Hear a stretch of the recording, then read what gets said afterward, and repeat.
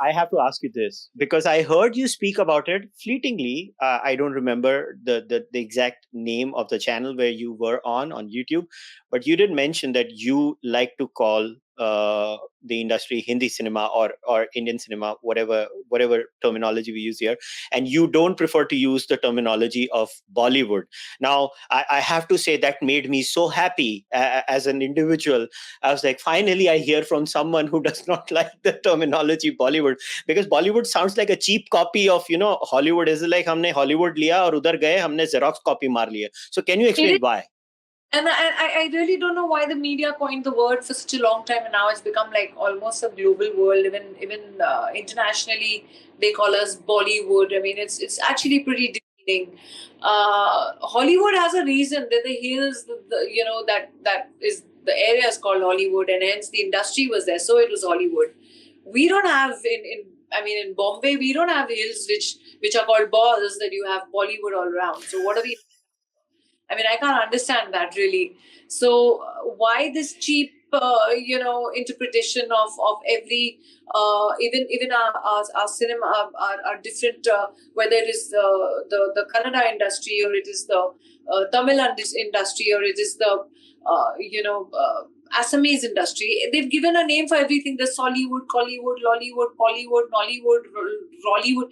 I mean, it's disgusting. I believe these kind of words are coined by those kind of media people who've got little blank spaces instead of brains. So I but Yeah. So do you think it is also an effect sometimes of I don't know how to say, there are people whose minds are in New York but they are accidentally living in Bombay? God alone knows, probably, but I really don't know how this word got coined. But it's so good to hear, because this is something I've been saying in my interviews for such a long time. And then when we were on stage and we were at a press conference with KGF, and Yash turned around and told in a press conference, we are sick of these words, all these woods. We want all these woods to vanish and all of us to be one united, strong. So if I was to ask you, in terms of your career, what was the biggest difference that you've experienced working in what we call Hindi language cinema in comparison to, I would not say Kannada or Tamil. I would say in Southern Indian cinema, and let's say what is called now Hindi cinema today. What are the differences? Well, earlier in the 90s, when I would do Tamil films or I would do Kannada films or I would do Telugu films, I would really enjoy going there, because I felt for them always content was was very, very important. Content was always king for them. It was not trying to do gimmickry or, trying to be too westernized. I think for them it was their stories and their entire screenplays used to be so strongly based according to their local traditions, their rituals, their cultural, so deeply embedded with their roots, that they used to make the connect with the audience so immediately. And their films used to be super duper hits, while here in Bombay, Mumbai, we'd all be trying to struggle to get a movie to work and wonder, oh, what is the magic formula? But I think it was so simple, because whether I did the Tamil cinema or I did Telugu cinema, their stories were so, around the entire ethos of their culture, and people, their mass audiences would so easily identify and connect that it would just work. Their stories would just work. And that's where I used to find the difference. And I used to say it also. If you see any of my old interviews, even in the 90s, I've been saying this for a very long time. So I guess it's a marketing decision. So I just think that's something I found very interesting in KGF 2 is, again, not seen many Southern Indian movies. I've seen Bahubali, I've seen KGF 1 and 2. Now, this is again, I'm giving you a consumer's perspective who sees just sitting in a cinema or, watching it on OTT.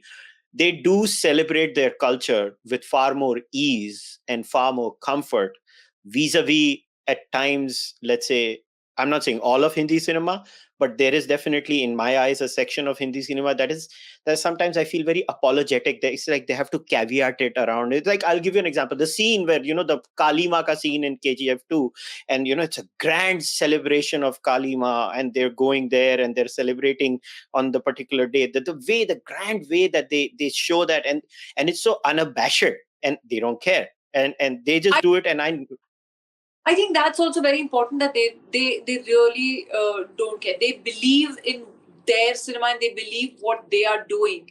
They believe in what they're doing.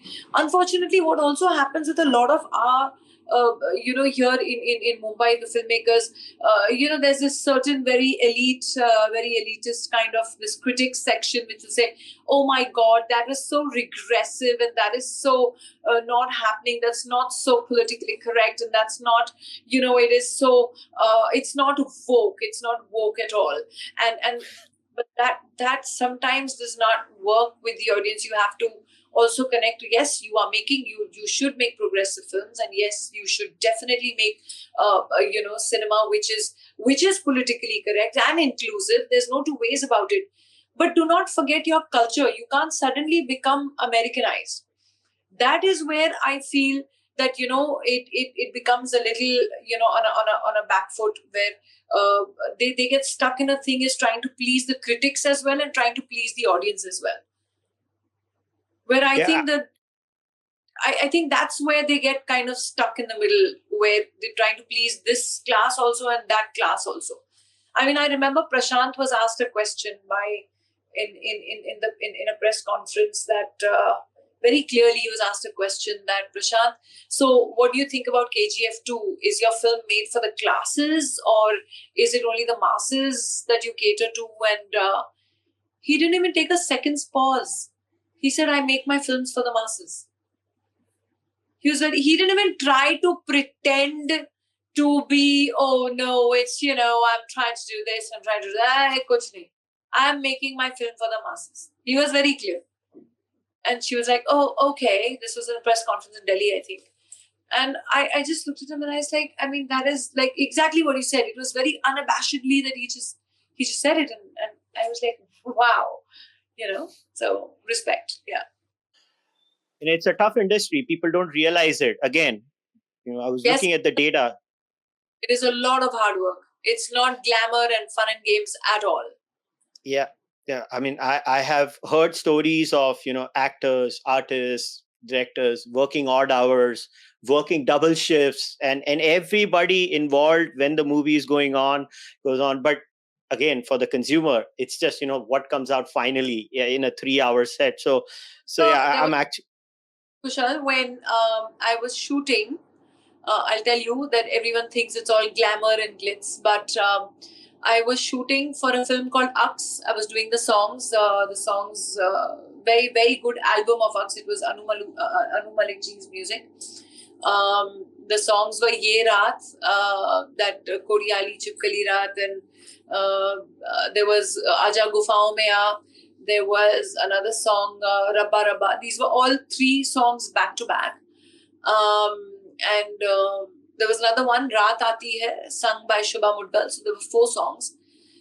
In those days, I was shooting for Ux from 7 in the evening to 5 in the morning. Okay. Then from 5 in the morning, I would go back to my makeup room. I would go back home at 5 in the morning, take a quick shower, come back onto the set again. All these 3 sets of mine for 3 different movies were in one same studio in Filmistan. I would come back to my shoot. I would 7:30 in the morning, I would start doing makeup for another film of mine that I was doing a song for called Ghat. That was a Taboo and a Manoj Bajpayee film. I was doing a song for them, just a song for them. I would shoot for them till 2 o'clock, from 7:30 to 2 in the afternoon. At 2 o'clock in the afternoon, I'd go back to my makeup room, changed into my 3rd outfit for the 3rd film that I was shooting for. From 2 in the afternoon to 7 in the evening. And then 7 in the evening, I used to join the unit of Ux again to shoot for the songs of Ux till 5 in the morning again. I did this continuously for 5 days. With just getting half an hour of sleep or an hour of sleep in the middle. And I would sleep with my full costume on, with full jewelry, and it were all 3 different outfits. Ye Raat was all Western wear, and Ghat was heavy, ethnic wear, a lot heavy ghagra cholis with lots of jewelry and Indian hairstyles. And the 3rd shoot was with Icici, with Govinda. for a film called Akhiyon Se Goli Mare. It was an engagement kind of song. So that was lighter, but that was also a Gagra Choli, but lighter. So this was like continuous. So a 7 to 5 in the morning, then 7 to 2 in the afternoon, then 2 to 7 in the evening again. So it was like a non-stop. So yes, it is a lot of hard work.